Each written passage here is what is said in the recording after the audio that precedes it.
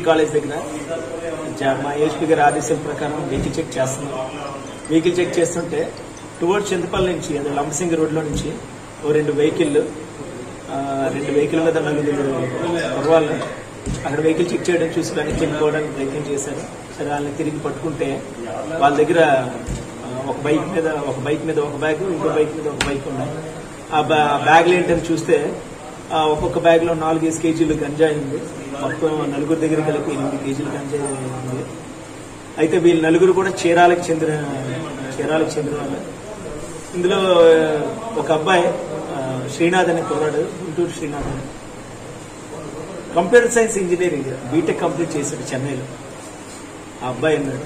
తర్వాత రెండో ఆయన గౌరీశంకర్ అని, ఆయన రియల్ ఎస్టేట్ పనిచేస్తున్నాడు. మూడో పర్సన్ ఎంబీఏ ఫస్ట్ ఇయర్ చదువుతున్నాడు. ఒక అబ్బాయి డిగ్రీ సెకండ్ ఇయర్ చదువుతున్నాడు. దయచేసి అందరూ గుర్తుపెట్టుకోండి, గంజాయి అలవాటు చేసుకుంటున్నారు. తర్వాత దానికోసం ఎక్కడ గుంటూరు చేరాలా, ఇక్కడ మన ఏజెన్సీలో ఎవరెవరి ద్వారా కాంటాక్ట్స్ తీసుకుని వాళ్ళ దగ్గరికి వచ్చేసి అది పట్టుకుని వెళ్ళిపోవడం, అది గుర్తుపెట్టుకుని ఎన్డీపీఎస్ యాక్ట్ చాలా కష్టమైంది ఉంటుంది. ఒకసారి దొరికితే 6 నెలల పాటు జైలు శిక్ష ఉంటుంది. ఇది ఫస్ట్ రిమాండ్ దొరికింది. వాళ్ళ దగ్గర 2 వెహికల్స్, అలాగే 8 కేజీలు, ఇతని దగ్గర సెల్ ఫోన్ సీజ్ చేశారు. ముఖ్యంగా రిమాండ్కి తరలించారు. మన డిగ్రీ కాలేజ్ దగ్గర, నర్సీపట్నం డిగ్రీ కాలేజ్ దగ్గర. దయచేసి అందరికీ కూడా మన మధ్యలో కొన్ని షార్ట్ కట్స్ ఉన్నాయి. అయితే ఇంకోటి ఏంటంటే, దయచేసి విద్యార్థులు అందరూ కూడా గుర్తుపెట్టుకోండి, ఈ గంజాయి అలవాటు మాత్రం దయచేసి మానుకోండి. మీ ఉజ్వల భవిష్యత్తు. అందులో ఒక అబ్బాయికి రేపు ఇన్ఫోసిస్ లో కూడా ఇంటర్వ్యూ ఉంది కుర్రాడు. ఆ అబ్బాయి గంజాయితో దొరికాడంటే చూడండి ఒకసారి. దయచేసి అందరూ కూడా మరొకసారి అందరికీ కూడా విన్నవించుకునేది ఏంటంటే, దయచేసి ఇలాంటి చెడు అలవాట్లకి అందరూ దూరంగా ఉండండి.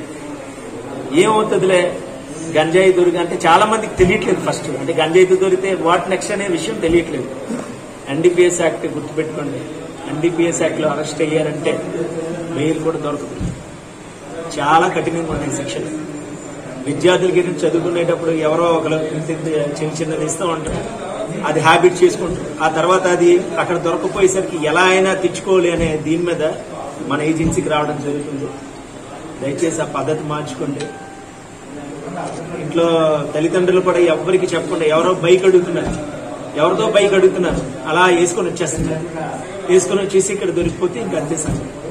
దయచేసి వేరే వాళ్ళకి బైక్ ఇచ్చినప్పుడు కూడా ఒకసారి ఓనర్స్ కూడా దయచేసి అందరూ కూడా జాగ్రత్తగా అబ్జర్వ్ చేయండి.